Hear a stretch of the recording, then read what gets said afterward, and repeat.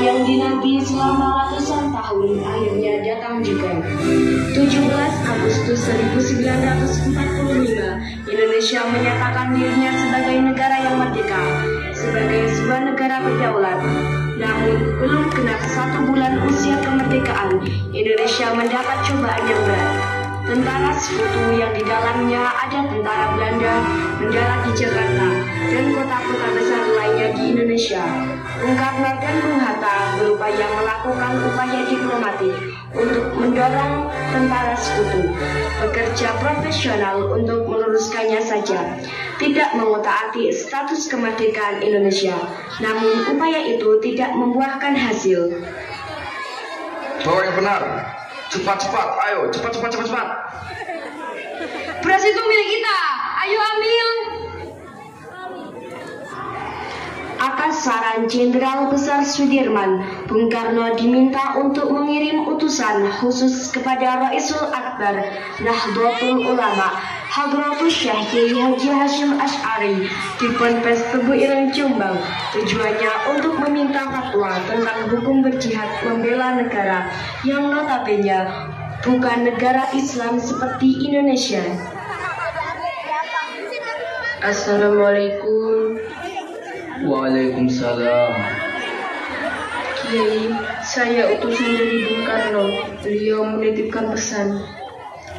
Apa pesan Bung Karno? Beliau berpesan, apakah hukumnya membela tanah air? Bukan membela Allah, membela Islam, atau membela Al-Quran. Sekali lagi membela tanah air, apa hukumnya Kiai? Hukum membela negara dan melawan penjajah adalah fardu ain bagi setiap mukallaf yang melawan penjajah itu, termasuk jihad fisabilillah. Oleh karena itu, umat Islam yang mati dalam peperangan adalah syahid, dan mereka yang mengkhianati perjuangan dan memecah persatuan, bahkan menjadi tangan kanan penjajah, wajib hukumnya diperangi. Perang menolak dan melawan penjajah itu fardu ain yang harus dikerjakan orang-orang Islam, laki-laki, perempuan, anak-anak, bagi yang bersenjata atau tidak, bagi yang berada dalam jarak lingkaran 94 km dari tempat masuk dan kedudukan musuh. Bagi orang-orang yang di luar jarak lingkaran tadi, kewajiban itu jadi fardu kifayah yang cukup kalau dikerjakan sebagian saja. Kemudian Kiai Haji Hasyim Asy'ari memanggil Kiai Haji Wahab Hasbuah dari Tambak Beras Jombang. Kiai Wahab diminta mengumpulkan ketua-ketua Nahdlatul Ulama se-Jawa dan Madura untuk membahas fatwa tentang hukum berjihad membela negara. Pada tanggal 21 sampai 22 Oktober 1945, PBNU menggelar rapat Konsul NU se-Jawa dan Madura di Surabaya, menghasilkan resolusi jihad sekaligus menguatkan fatwa jihad Rais Akbar Nahdlatul Ulama. Bismillahirrahmanirrahim.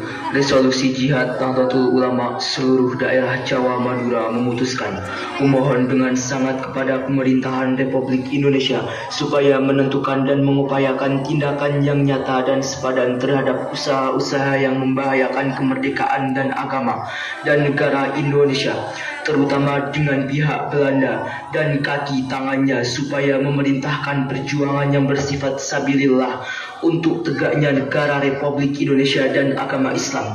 Selanjutnya, kami berfatwa bahwa setiap muslim tua dan miskin sekalipun wajib memerangi orang kafir yang merintangi kemerdekaan Indonesia.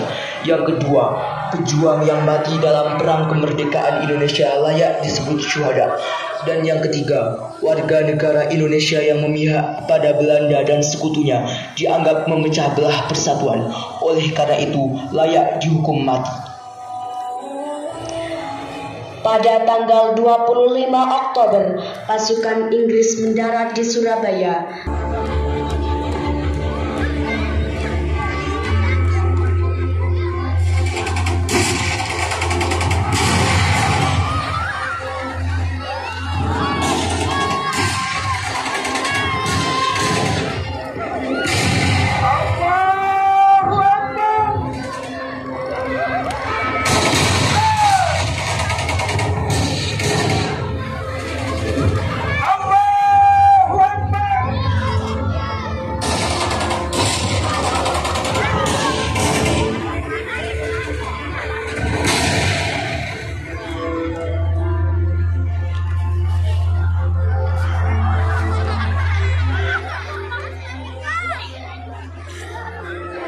tanggal 30 Oktober 1945 telah terjadi gencatan senjata antara Laskar Arek-Arek Surabaya dan pasukan Sekutu Inggris.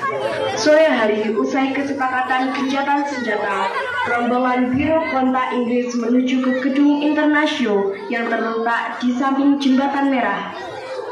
Namun, sekelompok pemuda Surabaya menolak penempatan pasukan Inggris di gedung tersebut. Mereka meminta pasukan Inggris kembali ke Tanjung Perak sesuai kesepakatan gencatan senjata. Tolong beritahu mereka bahwa kita setuju gencatan senjata dengan Indonesia. Iya, Pak. Jangan ingkari kesepakatan itu, karena itu membuat nama baik kita hilang dan tidak dipercaya lagi. Tenang, saudara-saudara. Bung Karno dan Bung Hatta telah setuju untuk gencatan senjata. Karena itu benar, lusuti saja mereka, lusuti senjatanya, lusuti. Ayo lusuti.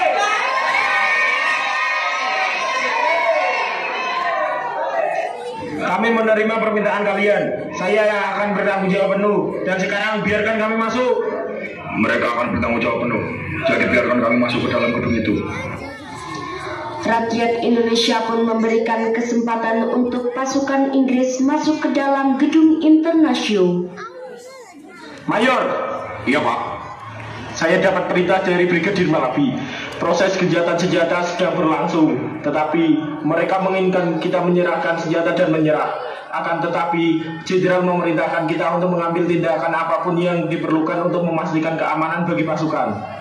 Siap, Kapten. Akhirnya, terjadi ketegangan yang menyulut baku tembak. Di tempat ini secara mengejutkan, Brigjen Malabi tertembak dan mobilnya terbakar, dan gencatan senjata pun berakhir.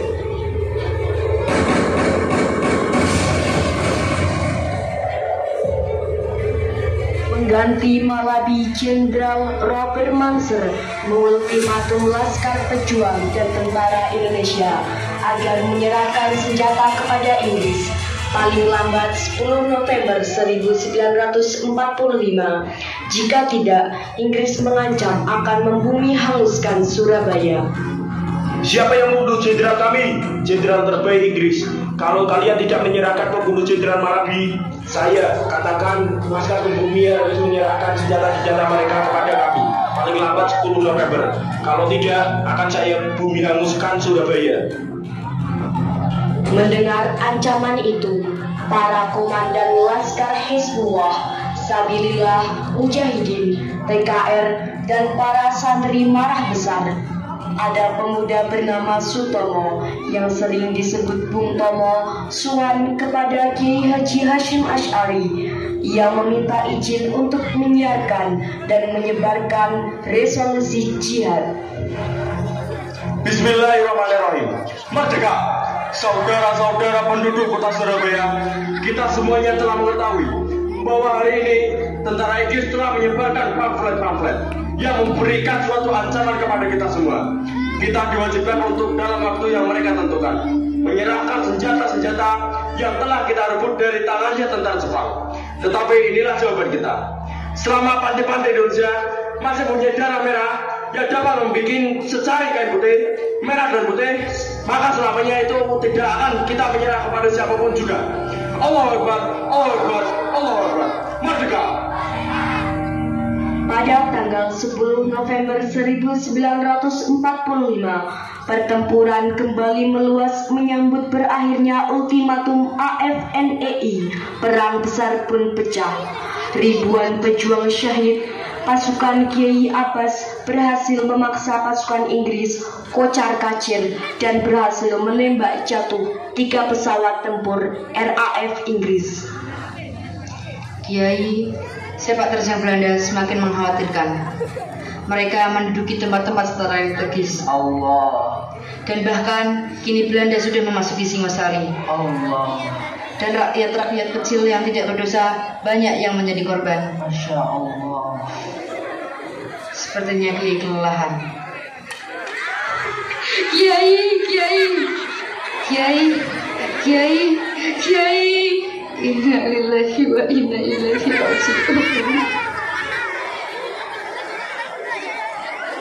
Indonesia berduka karena kehilangan Kiai Haji Hashim Asy'ari. Namun, perjuangan terus membara demi negara kesatuan Republik Indonesia, walau pasca negara terekspor dengan baik. Pada hari ini, para santri telah mendiskualifikasikan perjuangan para santri dalam mempertahankan negara kesatuan Republik Indonesia. Jangan lupakan sejarah.